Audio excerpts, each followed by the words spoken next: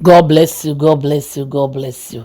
Me do for wutie me baby a wutie me bia. Eye Bishop Prophetess Sylvia Boateng. Ena me no ba be chi wo nyame asem. Me ba be ma wo nkranhye na me ba be ma wani da so. Me do for wutie me. Be mra adru ye emra emu odin. Ye dru emre bia enipa twa ye ho a entwa. Enipa ni da so asa. Enipa bebre kura hu ni awo monye. Saa mre ni bi mu ne ye wo no. Na na me gina nyame so asem akamfo nyame kese ya amam. Me gina nyame asem so amohu nyame ayede ho ato so. Na me gina nyame asem so amohu se woye ogidi ni nko ade a ema wabam mu. Eduru saa mre we ya na ma Kristo som eyede. Eduru mre mu ode na ma hunu Kristo awosom no. Efi se yensum Kristo biara keke. Yensum Kristo se yekowo taim obi ya yede afrim. Yesum Kristo se enidaso se obema ye enidaso. Yesum Kristo se yababu bu obema ye enidaso. Yesum Kristo se wodo ho twona na eyire so paaso obema wo ye nkonimdifo. Me kanfo Israel domberema na mawo.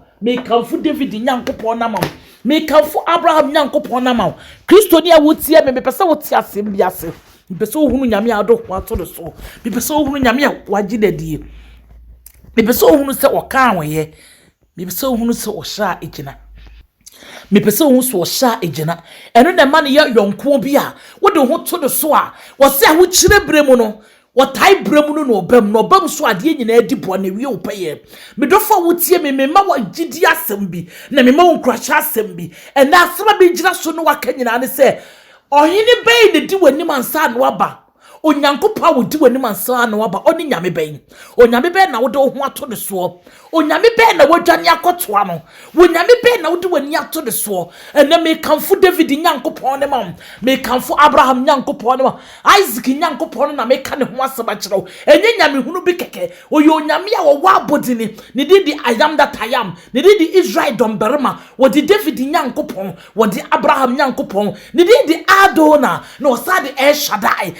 Papa no wasam na make kire we wiaboy wate baabi a wotie me bia bedofo me to ugidie mu na me ma hu kranse me pese hunu se papa na wodo wato no so no onye nyame hunu bi keke onye nyame a wontimi nye ne ma onye nyame a ne ma ani da so sa wo mo mani da so ena wiaboy baabi a wotie me bia bedofo masema make kire onyane se oyoyonko bia wodo ho to no so a ungu wani masem wodo ho to no so a wotai de ba wo hye ne ho animunyam wodo ho to no so a eyire so paso a wo hye wani munyam me kafo papa na mo hunu se won fa baabi bone na mo baabi a wo fa de kire se waji Israel domberema na di waji papa bi a ye de woto no so a wo mani panyina di adanse ma ye no won na waji na di me kafo na mam amo hunu se baabi a wafa no wo kọ baabi pa baabi a do ho ato no eni da so wo ho baabi a do ho ato no ahoto so wo ho me pese wo tinie ma biase wo di Kristo achiachem wo be ye Kristo ni no e de be pa na nyame ya mawa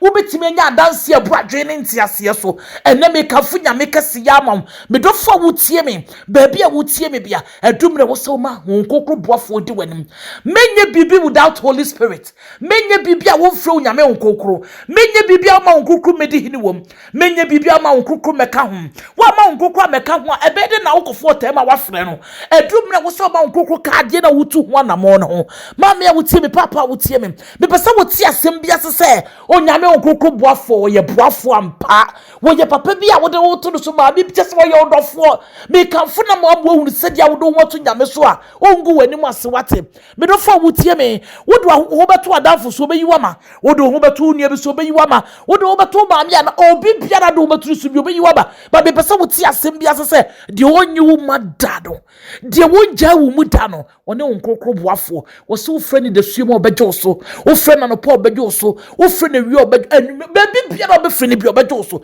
wo nkase wo se wo kɔche baby fo France wa frɛ mi ansa na jo so onhwe ye fum so ho no ne ye den adi onhwe ye momu ye ho no ne ye di awie mre mo ye na mo ani ense wo ka wo Bible mu bia mu ne nam yi me pese wo tu gidie mu na wo ne se odi woni mansa na waba ma woni padua no kra enhye nyame mu Israel domberema ni mu David nyankopon ni mu wo ye Kristo ni ampa wo ye Kristo ni mapa ɛdeɛ ne bɛhwɛ so yɛ kristoni mapa ɛwɔ sɛ ɔmamogya bi bɔɔ ho ban ɔmamogya bi tɔ waboɔden wɔse wɔkɔɔ ne bɛba nkunimdie ne yɛ wo dea ɛkunimdie abɔtire ne bɔw ɛfiri sɛ wo papa ne yɛ nkunimdifoɔ wo papa yɛ nkunimdifoɔ wo so yɛ nkunimdifoɔ ba wonyɛ nkuguofoɔ ba woyɛ nkunimdifoɔ ba mekafo papa na ma wo ama wo nneɛma papa ne ɛwɔ ma wo papa ne wɔ nneɛma pa bebree ma wate ɛne yɛbɛgyina nyame asɛm so ɛde ato yɛ gyidie mu yɛbɛgyina nyame asɛm so ama nipa wu sɛ yɛ nyankopɔn wɔ kaa wɔyɛ dɛ ɔyɛ yɛbɛgyina nyame asɛm so ama nipa wu sɛ yɛ nyankopɔn wɔ hyɛ a ɛgyina megyina nyame asɛm so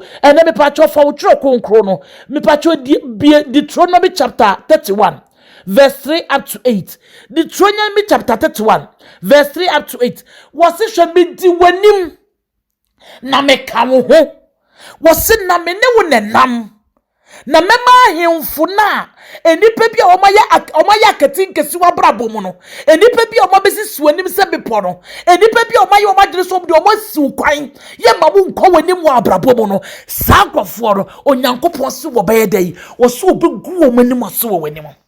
onyame se me nka kyɛw sɛ Israel dɔmbarima se me nka kyɛw sɛ watamfo na wɔmasi nkonnwa wɔ w'anim no watamfo na wɔmasi wɔbɛma deɛ papa na ka afa ho mmɛmo no watamfo na wɔmasi wɔm deɛ wɔmasiw kwan yɛato wɔɔlo bi wɔ w'anim yɛde bepɔ bi asi w'anim yɛde nneɛma bi asi w'anim ɛma wo ntimi nkɔ w'anim no wɔse wɔ no wodi w'anim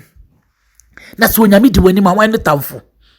Israel dɔmbarima ne di w'anim a hwan ne tamfo David nyankopɔn ne di w'anim a hwan ne ɔbɔnefoɔ wɔse hyehyɛ deɛ ɔmbɛhyehyɛ ɔmo bɛplane but wɔse ɔno wɔbɛdi w'anim kan ɔse ɔno ɔyɛ dɛ ɔka wo ho na ɔbɛsɛ gu watamfo n'anim ase wɔ wo w'anim enipa bi a ɔmayɛ ɔmo so ɔmo yɛ abrempɔ ɔmo yɛ kukuroko abɛyɛ bepɔ si w'anim wɔ w'anim no so ɔno di w'anim kan a ɔmo ntimi nyina wɔ ɔmo n'aso wɔ w'anim so ɔno di w'anim kan a ɔmo ntimi mplane mpo na ayɛ adwuma ɛdumrɛ wɔse wo nipa hunu sɛ wo nyankopɔn na wodi n'akyi daa no wɔyɛ onyame medɔfo wo tie me ɛdumrɛ wɔse wo nipa hunu sɛ ei onyame yɛ onyame ampa 2021 ɛyɛ afi bi a sɛ wogye nyame di yɛ a na woma wanam ɔyɛ kristo na wogyere ho bɔ mpa wɔse wɔ tae mmerɛ mu no na ɔhyɛ ne ho animonyam saa mmerɛ wiase nyinaa nam wɔ tae mu this is the time nyankopɔn bɛhyɛ ne ho animonyam ɛyɛ 2020 enipa nyinaa sɛ yɛ bad year but I'm telling you sɛ ɛyɛ 2020 so na yɛ good year ma obi ayɛ bad year ma obi but ayɛ good year ma obi me pɛ sɛ wo sɛ nyame ka ho wate ɔse wɔ ko ne ba sɛ die no ra ɔhyɛ ne ho animonyam wɔ ne deɛ so no matter deɛ nipa nam wɔ wiase nyinaa ebia na afi wɔ yɛ wafe no matter sɛ ne ɛkɔ so bia ebia na afi wɔ yɛ nku nim di afe efisi wa me nyame kwa me na di wɔ ne mu kan wa ma nkokro kwa me na di wɔ ne mu kan wa ma nkokro abɛyɛ kɛseɛ wɔ abrabom me pɛ sɛ wo hunu nneɛma bi mɛma deɛ wodi wɔ ne ho mu wabam ɔka wo ho a woyɛ nkunimdifo odi w'anim a woyɛ nkunimdifoɔ ɔma ne kwa ma otutu anam ama a woyɛ nkunimdifoɔ amena no ɔmo betu wɔn de aboɔ ne anwea begu so sɛ deɛ wohunu so ɔmo atu ɛso wodu wɔn ma wɔso obepagya wɔsi ne nsa yam na so opagya wɔsi ne nsa yam a hwan ne wɔbɔnefoɔ me do fa wo tie me ka asɛm bia mo ate Kristo so ma se nkunimdie ne baba agye so wɔtae ba sɛ wɔamfa wɔtae ma nyame na wɔsom no no hu ne yie ɛwɔ sɛ wɔfo wɔtae mu na wɔgyew ɛwɔ sɛ wɔfo wɔtae mu na wɔhyɛ ne ho animonyam ɛwɔ sɛ wɔfo wɔtae mu nipa ka sɛ wɔde yɛ nyame na ayɛ ɛwɔ sɛ wɔfo wɔtae mu nipa ka sɛ nyame anya wɔ bia ntimi nyɛ ɛwɔ sɛ wɔfo ni wɔtae mu ma wɔtamfo di adanseɛ ma wo ɛdumre ɛwɔ sɛ wɔtamfo di adanseɛ ma wo ɛdumre ɛwɔ sɛ wɔtamfo ka sɛ wɔde nyame na ayɛ ɛdumre ɛwɔ sɛ wɔtamfo ka sɛ wɔde yɛ ntimi wɔde yɛ nyame na ayɛ ampa ɛdumre bi wɔ no wɔtamfo bi timba wo nkyɛn sɛ ɔgyam sedeɛ obi nyina so hu wani mo guaseɛ kaa bi ba de betu me bi no man kasa so se adwane ba wo nkyɛn obi hyɛm se menua we di awurade ayɛ wo se ei menua no momo amene na Yesu ase wo se hwɛ ɛmɔ mpa yɛ sɛ wo tamfo ngo bɔ mpa yɛ sɛ wo tamfo ntena se ne du nyankopɔn ni mo nyamo mmerɛ na wo tamfo bɛka wo menkɔda nyame ase wo se matamfo mo mmerɛ ni nyame ayɛ na mo bɛka me wo menkɔda nyame ase efisɛ papa na me de me ho to no so wa ngu m'anim ase ɛdum na wɔsɛ wo mani pa hunu sɛ wo nyankopɔn ɛyɛ wo nyame maame yɛkɔso agyina twerɛ kronkron na asɛm no so kɔso afa wo twerɛ kronkron ne bi Deuteronomy chapter 7 verse 1 up to 2 Deuteronomy chapter 7 verse 1 up to 2 asɛm a nkokron ne yɛka nyinaa ne sɛ wɔsɛ mɛdi w'anim na mɛka wo ho na mɛma nipa hunu sɛ wo nyame bi wɔsɛ wɔbɛdi w'anim no beka wo ho eye wono na ahye wo bo onye nipa na ahye wo bo enipa hye wo bo na obeka jo se kira na dwena sesa enipa kasa kyo se beje ade akye wo se na meka ayempo so na anye yi but papa na ye kana sam no onye sa nkrofo ni bia o se medi wanimu wa show bo se obeka wo ho wa show bo se obedi wanimu na so otamfo sore wo usumpa wo no awrade wo so wodi wanimu wo so begu atamfo anim ase wo wanimu obamu atamfo wo se odaso yi onyame obamu atamfo wo se oka oje obamu atamfo wo se wo sha ejina me kanfo Israel don bere ma ne kase ya ma edie ben na nyankopon ontimi nyama wo se wodi wanim se odom bere ma wo se wo ka wo ho edumra watamfo no uboma yi nyame aye me se anwum bi ya me de se wo se wodi manim ai ewrade eye wo na wodi manim dade wo ka me ho eye wo na wo ka me ho dade se wan so me mu a meye dan dade se wan ka me ho a meye dan dade se wan kuta me mu a meye dan dade edumra wo so mama tamfo di adanse ma me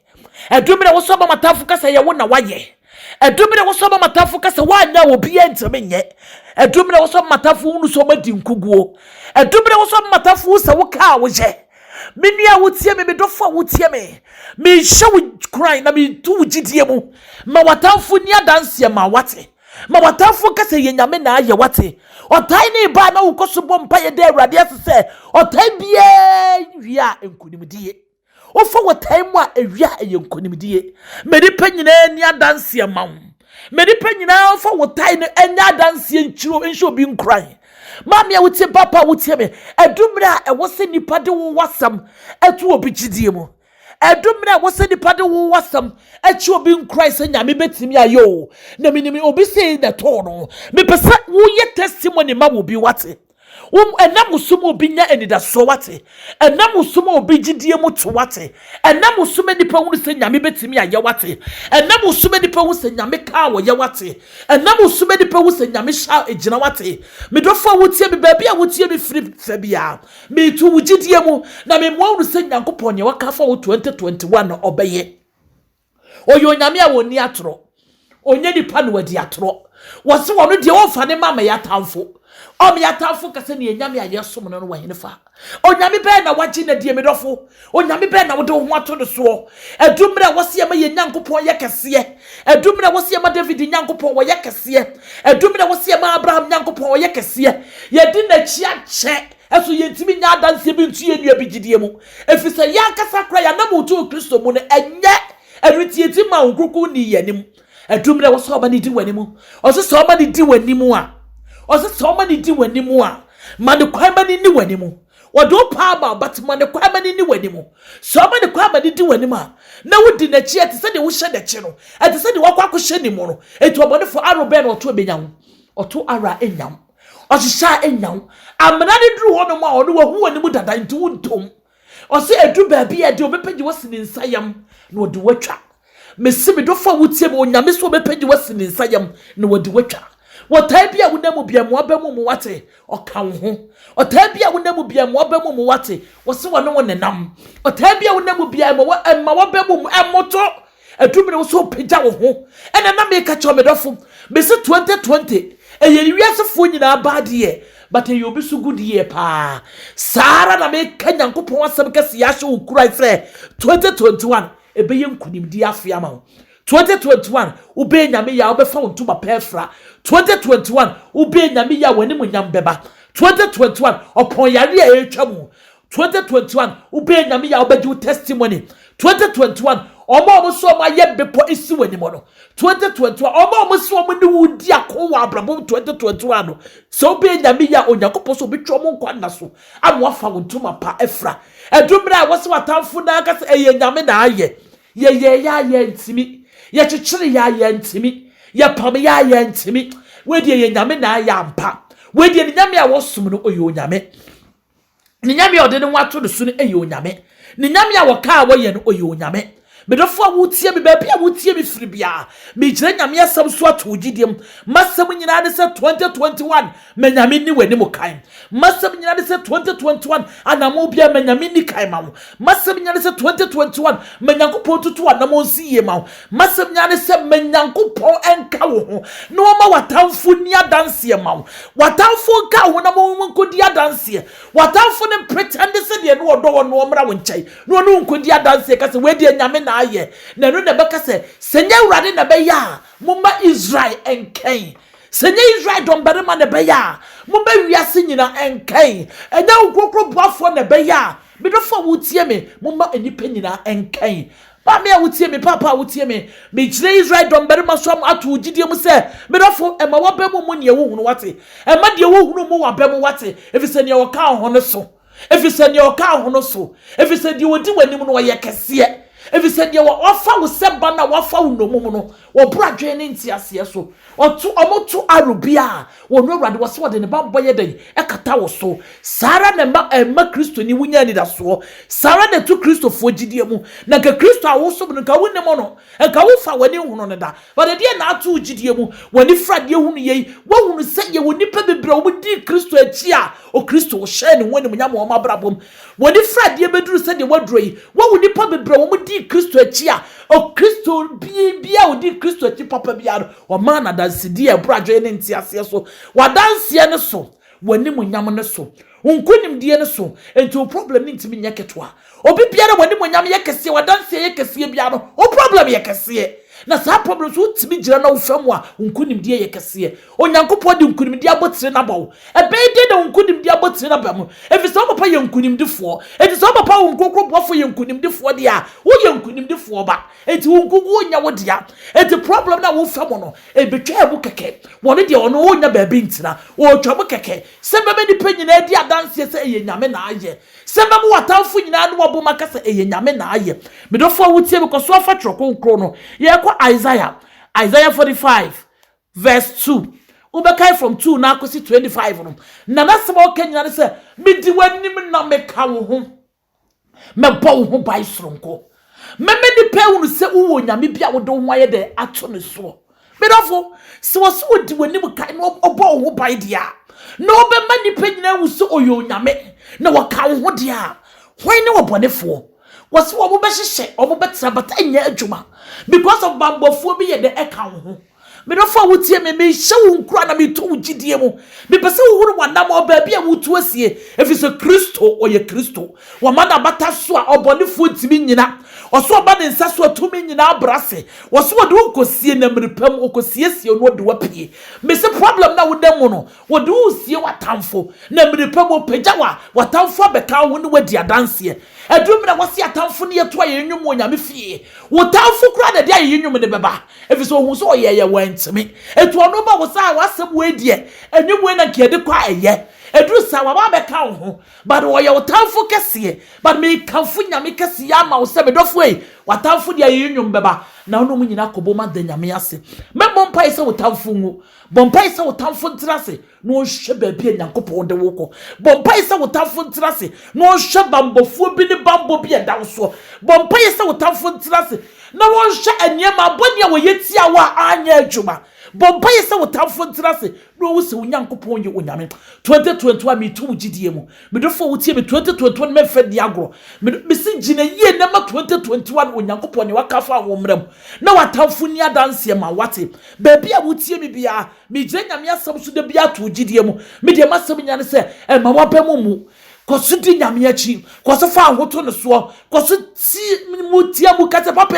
wa nya me ni wo bibiara obeye eti onkokro bofo bedi manimu onkokro kandifo be kame ho wo de wo se wo fa ade ye nie na wo fa ade ansai no tama na bia wo fa Kristo na ndam wiase kra wansai wo ena wa ba be fa no wo sai wo bonefo na wo se chitirimupo bi se be ye wo se nyame nka wo ho wo se be nka mfo ne kase ye ma wo me ma wo no se de nanim nyam te me ma wo se oye dofo bi a onyane ma me yatamfo honkokro boafo wo done ma me dofo wo ti honkokro boafo do che wo bibiara obi be ka cho se I love you odi agro but the odo pano nkokoro one na ka wo ho one na ye odofo one na we uchi taifo we ye obambofo one na di wanim odi wanim a ombe hye anya adwuma wo se bambo kese na odi ato so ro nanim nyam kese ato so 2021 opo de wiase fo nyina na medofo so gina ya unkunim die mra na so opo ni nipa de omani hunu nyina wo gina ya wo yie die mra na so wo de wota ebia to nyame anim ache but 2021 so wo gina ya samre na abefa ontuma pefra samre na abefu anim nyampa amani pawuru se onyankopon waye masema meka che onya se medofo be nyankopon ye masema meka che onya se medofo to wugidie mu masema meka che se 2020 eye baadi ya mawiase nyina but ha 2020 no so ye gudi ya ma obi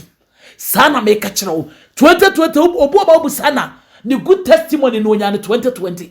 but 2020 wiase fo nyina so ke beka se the bad year but be person what asem bia se 2020 so ye gudi ya ma obi enti 2021 we yire wo bompa ye be nyame ya me dofo wutie me wo so be ye gudi ya ma onyankopɔ be ye onyame ya ma na wa ma ne kwa ne wadi wanim onyankopɔ wo nhira wo ba bia wutie me bia me dofo tie me a pia so ma wonua bi ma wonua bi so ntie ne nyame wo ma no no wonu se onyame ka ho onyankopɔ wo nhira wo onti nanim nkyerɛ wo fa wo fi adom nko adom wo ma abre nyina me no maso na mo be ka kire wiase no wo ma aduaba kase nso wo ma nipa wo ma bebobuo ti a entu wo mu gidie mo nkraise onyame nhira bebre ba bia wutie me bia ba bia wutie me bia so wodi da so asa erode ne menum asem so entu wo gidiem no fa wo fi adom nko adom oma na adom nya kase wo so oma ne wo sranye kase wo so oma ne tirimu pa wo fa wo nya dai emra mu no oma wadanse adanse abro adwene ntiase so adanse nipa nyina beka se we de Israel dom berman na aje